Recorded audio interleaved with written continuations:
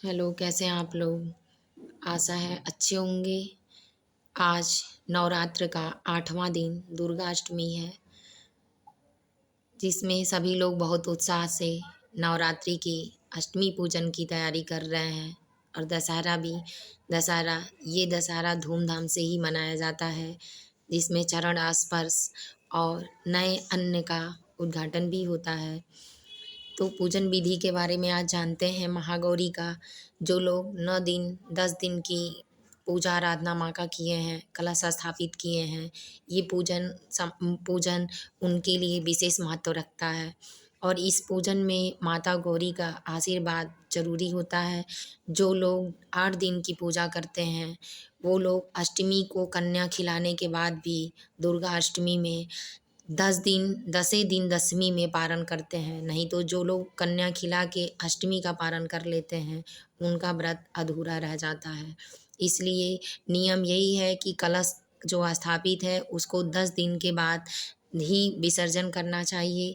और कन्या चाहे आप अष्टमी में खिला लीजिए या नवमी में खिला लीजिए, लेकिन कलश का विसर्जन दशमी के बाद ही करना चाहिए।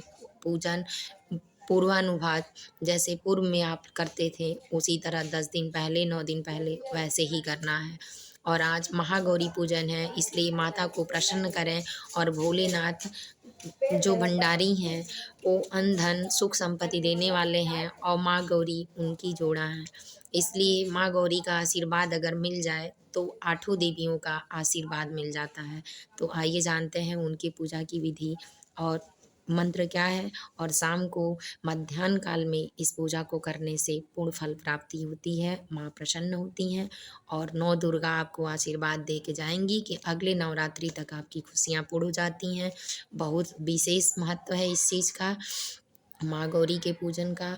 और हर शादी विवाह और शुभ कामों में माँ गौरी की ही पूजा होती है। तो आइए इनकी विशेषता जानते हैं। मंत्र इनका है, इनको बुलाने के लिए, इनका आवाहन करने के लिए, इनकी प्रार्थना करने के लिए।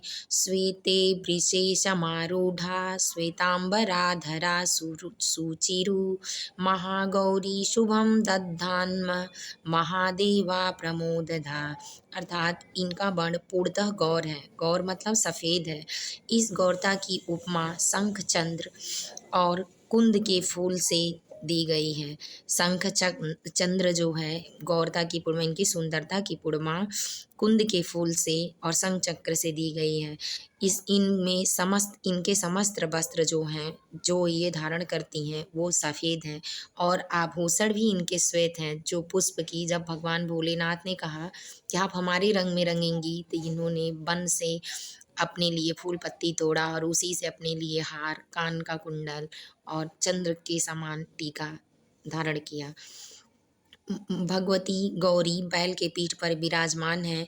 इनकी 4 भुजाएं हैं। इनके ऊपर के दाहिने हाथ में अभय मुद्रा और नीचे के हाथ में त्रिशूल है।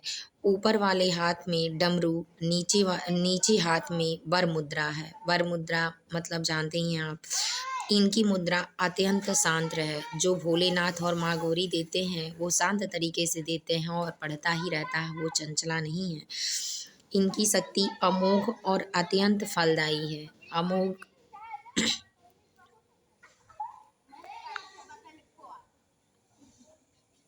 और अत्यंत फलदायी है।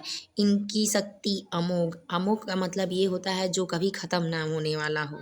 फलदायी है। महागौरी को नारियल का भोग लगता है। इनको नारियल अति प्रिय है, इसलिए दुर्गा अष्टमी में नारियल को ज़रूर लोग समर्पित करते हैं कलश के ऊपर, कि माँ पहले से स्थापत्य हुई हैं और माता गौरी ही दुर्गा चंडी सब में सबके रूप में विद्यमान है।